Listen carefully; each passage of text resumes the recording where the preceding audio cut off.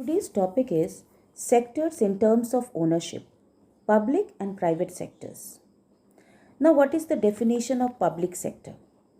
The sector which is enraged in the activities of providing government goods and services to the general public is public sector. The enterprises, agencies, and bodies are fully owned, controlled, and run by the government, whether it is central government, state government, or local government. There are two types of public sector organizations. That is, either the government fully finances them through the revenues they raise by collecting taxes, duties, fees, etc., or the government holds more than 51% of the total share capital of the company which comes under the various ministries. The enterprises are established with service motive. It is the largest sector which works for the upliftment of the people by providing the following services to the people: generation of employment opportunities, postal services, providing education and health facilities at low cost, providing security, and railway service. Next, we'll come to the definition of private sector. The segment of a national economy that is owned, controlled, and managed by private individuals or enterprises is known as private sector. The private sector companies are divided on the basis of sizes like small and medium enterprise and large enterprises, which are either privately or publicly traded organizations. Can be created in two ways, that is, either by the formation of a new enterprise or by the privatization of any public sector enterprise. Business entities of the private sector are generally established with the sole objective of making profit and building brand reputation.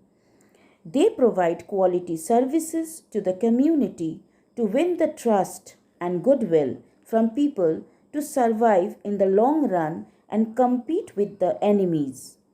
These enterprises also have to follow the government law and order. It is the largest sector in terms of employees. Although in private sector, performance is the basic criteria for job stability. That is, if you perform well, you will get promoted, and if you won't, you will be terminated. The major services provided by the private sector are as follows: quality education, telecommunication services, IT services, courier services, infrastructure development. Now, what are the key differences between the public sector and the private sector? The following are the major differences between public sector and the private sector. Number one, public sector is a part of the country's economy where the control and maintenance are in the hands of government. If we talk about private sector, it is owned and managed by the private individuals and corporations. Number two, the aim of public sector is to serve people, but private sector enterprises are established with the profit motive. Number three, in the public sector, the government has full control over the organizations. Conversely, private sector companies enjoy less government interference. Number four, the employees of the public sector have the security of the job, along with that they are given the benefits of allowances, prerequisites, and retirement like gratuity, pension, superannuation fund, etc., which are absent in the case of the private sector. In the private sector, working environment is quite competitive, which is missing in the public sector because they are not established to meet commercial objectives. Number sixth, in general, public sector uses seniority for promoting employees. However, merit cum seniority is also taken as a base for promoting employees. Unlike private sector, where performance is everything and so merit is considered as a parameter to promote them. So let us conclude this one. Nowadays, private sector is progressing faster because promotes quality, not quantity. It encourages talent. Public sector is full of reservations like reservations for minority, section, females, a person with a disability and much more. Here nobody sees talent. It is completely ignored and because of this, competent youths remain unemployed. Public sector enterprise gives so many facilities to their employees, which makes them satisfied that their job is secured, due to which all the people are running after it like it is a marathon.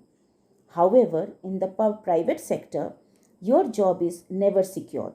Even if you give years to it, you can be fired anytime just because of a single mistake. Again, in the private sector, where performance is king, the workload is much, but it keeps you active. This is missing in the public sector, due to which the work sometimes becomes monotonous, which creates boredom. One thing is really good in private sector, that is it is corruption free. In public sector, you have to pay lots of money to the government officers even for a simple work for no reason. It is an unending debate. Both are good at their places.